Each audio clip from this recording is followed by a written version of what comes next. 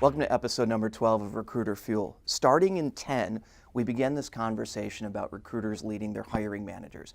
And it began with this idea of pre-framing the discussion before it even happened. Last week in episode number 11, we began to talk about the 3 C's of leading your hiring manager. This idea of consulting, communication, and coaching. Under the concept of consulting, we looked at 3 real basic principles. Number 1, clarify. Number 2, question. And number 3, provide counsel. In this week's session, we'll start talking about the remaining 2, the idea of communication and the idea of coaching. We all know communication is important. Clear communication to lead is absolutely critical.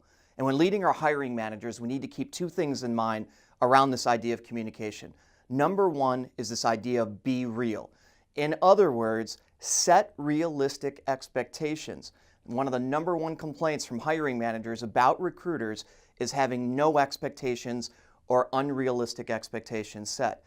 But be careful. This isn't setting expectations of delivery of the final product. This is ultimately setting expectations of the actual recruiting process. So number 1, be real. Number 2 is this idea of being relevant. In the HR and recruiting communities, we have a tendency to use HR speak or recruiting speak. We talk in terms important to ourselves, the number of open recs we have, whether we use Career Builder or Monster, or what ATS do we use. What's really important in communication with your hiring manager? Is it profitability? Is it efficiency? Is it revenue? Is it increase in customer service? Or is it the cost of the open position? Move your communication from things that are irrelevant, ultimately, to things that are relevant. We all know as recruiters, things happen in the recruiting process. Candidates don't show up for interviews. They accept offers. They decline offers. They accept offers and don't show up. The key to effectively coaching your hiring manager is not avoiding any of those situations. Real effective coaches know how to take that collision, collide with the other person, and unpack it in a way where it drives some type of effective result. We're going to next talk about the 4 keys to effective coaching. The final C in leading your hiring manager is this idea of coaching, because as we discussed, things happen. There's 4 steps to proper coaching in this idea of collision when things go wrong.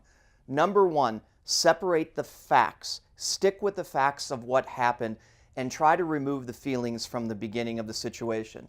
Then provide empathy for the actual feelings.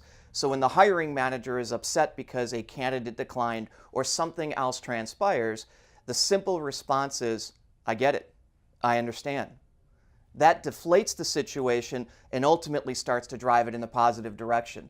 Number 3, what's the focus? Now that the facts have happened, and yes, somebody might be upset about it, where do we want to take the situation next? Clearly defined next steps. And then ultimately moving forward, what can the recruiter and what can the hiring manager do today? So we've spent the last 12 sessions talking about this idea of communication. Communication with candidates, communication with hiring managers, and ultimately ending up with leading your hiring manager. A lot of information over the last 12 sessions. In the upcoming episodes of Recruiter Fuel, we're going to take a much different approach. And we're going to talk to real recruiters and sourcers about their experiences, what they've learned in their careers. It's been helpful for them, and I know it's going to be helpful for you. We'll see you next time.